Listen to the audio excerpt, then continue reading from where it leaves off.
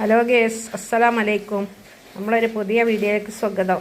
എല്ലാവരും നമ്മളിതാ മഞ്ഞ വിരിഞ്ചി ഉണ്ടാക്കാൻ വേണ്ടി പോവുകയാണ്. ഇന്ന് നമുക്ക് ഉച്ചക്ക് ബീഫ് കറിയും മഞ്ഞ വിരിഞ്ചുമാണ്. അപ്പം അതിന് തേങ്ങാപ്പാൽ പിന്നിതാ കുക്കറിലാക്കി വെച്ചിട്ട് ഒരു അരസേറ് അരി കഴുകി വൃത്തിയാക്കി വെച്ചിട്ടുണ്ട്. അതിന് കുക്കറിലേക്ക് ഇട്ടെടുക്കുക.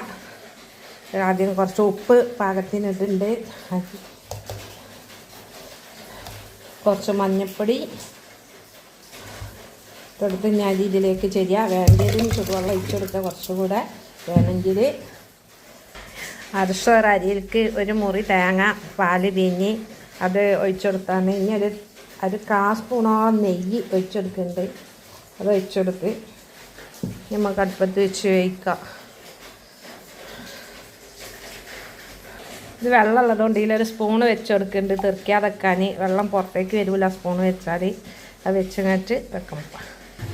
വെറുതെ അടുപ്പത്ത് വെച്ച് വിസലടിക്കട്ടെ. അങ്ങനെ നമ്മളെ മഞ്ഞ വിരിഞ്ചി റെഡിയായി. നമ്മൾ കഴിക്കാൻ വേണ്ടി പോവുകയാണ്. നല്ല ബീഫ് കറിയും പപ്പടമുണ്ട്, കാബേജ്, മത്തനും ചിരങ്ങിയും ഉപ്പേരി എല്ലാം ഉണ്ട്. വീഡിയോ ഇഷ്ടപ്പെട്ടാൽ ലൈക്ക് ചെയ്യുക, കമൻറ്റ് ചെയ്യുക, സബ്സ്ക്രൈബ് ചെയ്യുക.